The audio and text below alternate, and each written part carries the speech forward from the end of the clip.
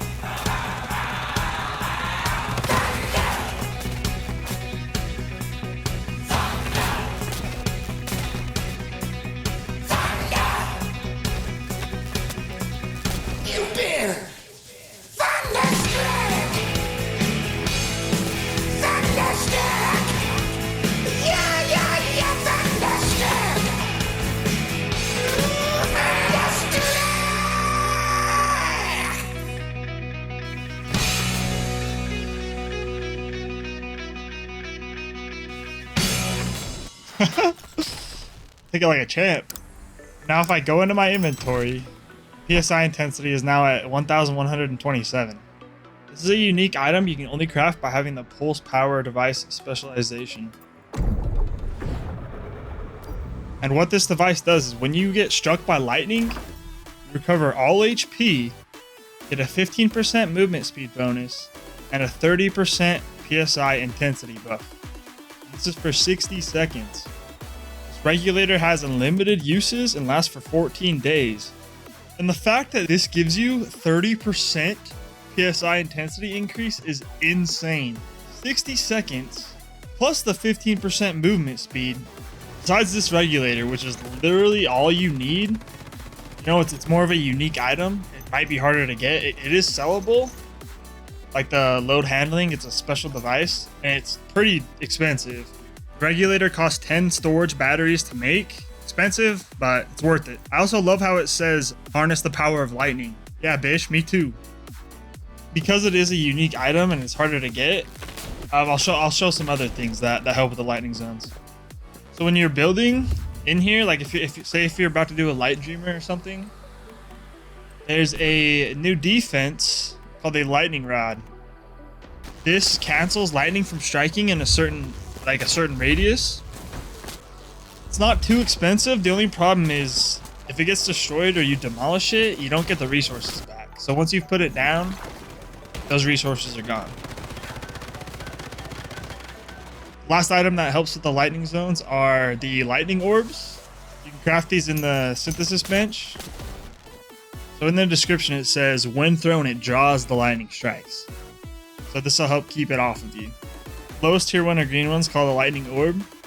Middle tier is called lightning 18. And the highest one you can craft, but it takes, I think it's like 200 tungsten ingots or aluminum. It's pretty expensive, but it's called lightning 24. The higher tiers just do more damage. When you throw it down, it calls down the lightning. It's pretty sweet, right? You can use this on the dreamers or, you know, any regular mobs.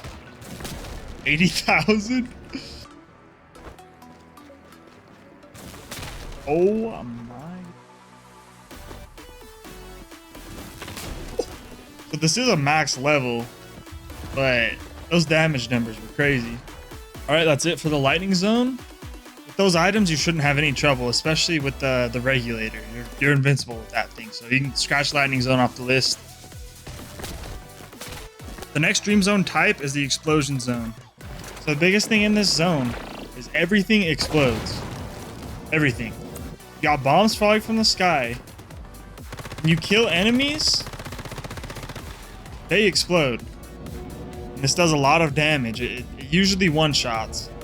The bombs falling from the sky are very simple, you know, just get out of the red zone before it falls. If you get hit by them, they don't do that much damage. The biggest problem is the exploding enemies. So when I'm doing these nightmare tubes, the group in the world chat, this zone is the one that really kills the most people. They don't understand what's killing them or why it's happening.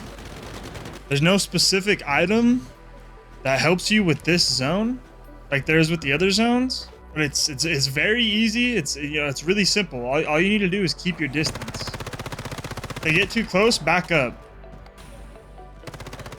And obviously, if they're low HP, you gotta watch out for that. If they're too close when you kill them, they'll damage you, and they do a lot of damage. Although consumables like Arrow Leap and Weaver help you keep that distance. Also, some deviations can help with this.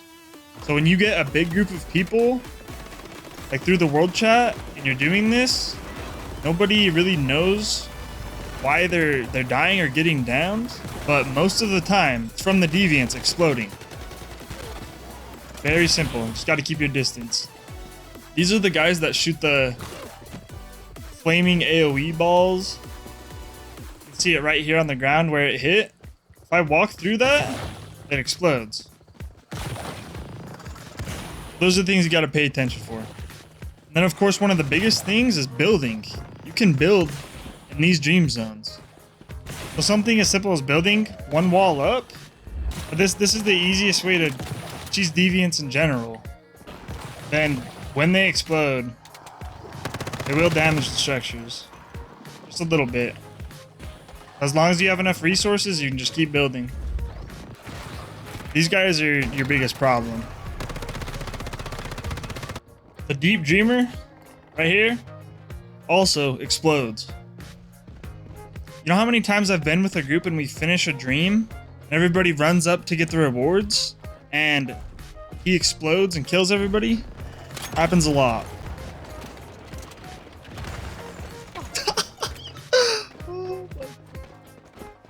Let's move on to the last zone. All right, there's a level 70 Evernight zone right up here. With the Evernight zones, when you enter them, first thing you're gonna notice is it gets really dark. You can't see as far. Besides the confusion that you get from going into dream zones, there's another debuff that you get from Evernight called Dark Corrosion. When this gets to 2 stacks, your HP starts dropping slowly, but it'll still kill you.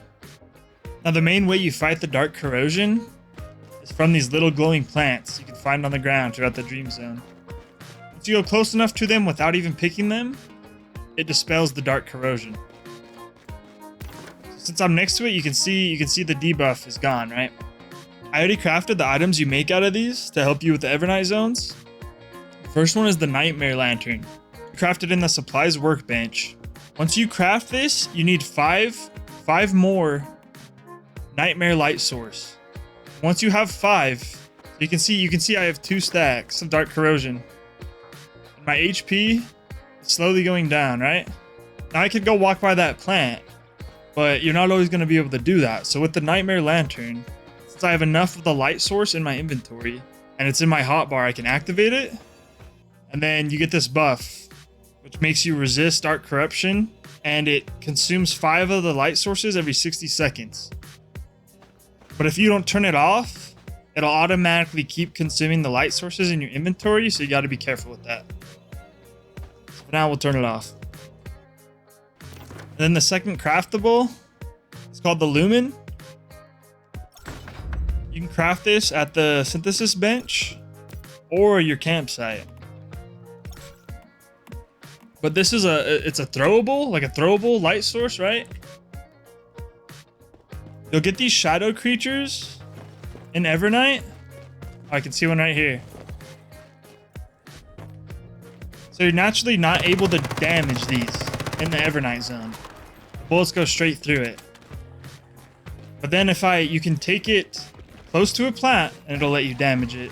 Or you can use your Nightmare Lantern. Or you can throw one of the lumens. When I threw it, it sticks to the deviant. And you're able to damage it. It also gets rid of your corrosion stacks when you're within the circle. There's also a third and more immediate way if you can't get to any of the nightmare light sources or have any on you. If you have one of the jellies that heal you, place that down and it doesn't get rid of the corrosion stacks, but it'll heal you back up. Then your health will start from full and slowly go down. This can give you enough time to find one of the lights or collect enough to where you can use them with the lantern. Alright, that's it for the Evernight zone. Now that I've covered zone related tips, there's a few more things that are crucial for the end game content. The lightning ball throwables that I mentioned earlier can be used outside of lightning zones. So these might become a regular item that you bring to everything. While doing dream zones, you'll run into the Sorrow mini boss. This boss is immune to regular attacks. The best way to take it down is to get close enough to it until it starts to glow. Then it will release an AoE explosion, so try to get out of the way. Now I covered each zone effect, but there are other boss effects that each dream boss has. If a boss has 9 stacks of this gives it a 90% damage reduction. So it makes it a lot easier if you take some of the light dreamers out that are giving it this effect, symbiosis. I don't want to go into too much detail about this because the devs are changing and balancing these as we play. So right now the main strategy I've been doing is if I have a big group and pinging the locations in the world chat, if we have enough people, we usually skip the light dreamers unless the deep dreamer has 9 stacks of the damage reduction. It's kind of pick and choose. The bubbly energy is very strong now too, so if you want to do that, then you kill those light dreamers that are giving that effect. But these will be balanced and changed. So, and I know I covered this earlier, but I really want to emphasize, especially if you're like a solo player or you run in small groups, building is very important. You know, like when it comes to this stuff, the sky's the limit, literally, or the structure limit, but you know what I mean. Try new things out, get creative. There's so many different ways you can do and build things. That's it for the guide. I hope you learned something new and enjoyed the video. I put so much time and effort, and I'm making sure I included everything so that you guys can go master Endless Dream too. This is Level Up, signing out. Take it easy, guys. Oh, that was so cringe. That was so cringe. That was so cringe.